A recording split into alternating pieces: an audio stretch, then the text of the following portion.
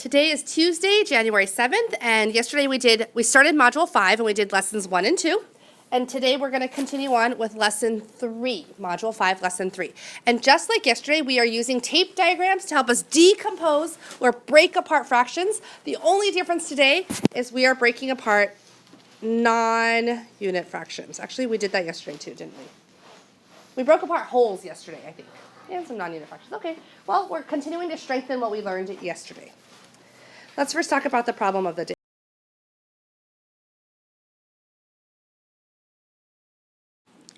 We're adding on to what we learned yesterday, which was how to decompose the fraction as a sum.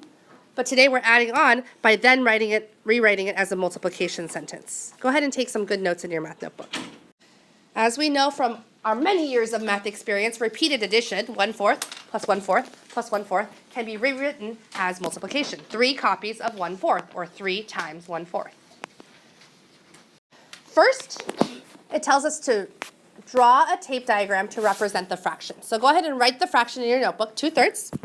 And then we're going to draw a tape diagram. We're going to show that this piece of tape is worth 1. It doesn't really matter what it's worth, as we've learned. But we're going to divide it into thirds. And we're going to shade in 2 of them to represent 2 thirds. That's step 1.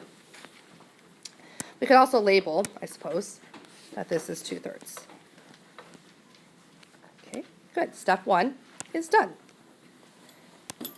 Step 2, it says decompose the fraction as a sum of unit fractions. When it's a sum, that tells us we are doing what mathematical operation?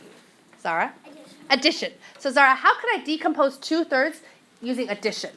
You could do 1/3 plus 1. Good, I could say 1/3 plus 1/3. That's half of my math sentence. I need to finish it off by writing equals. Zara, help me finish it off. Equals? 2/3, good. Okay, so step 2, we rewrote it using a sum. Step 3, it says express the sum as a multiplication sentence. So instead of doing repeated addition, 1/3 plus 1/3, how could I use multiplication? Avani?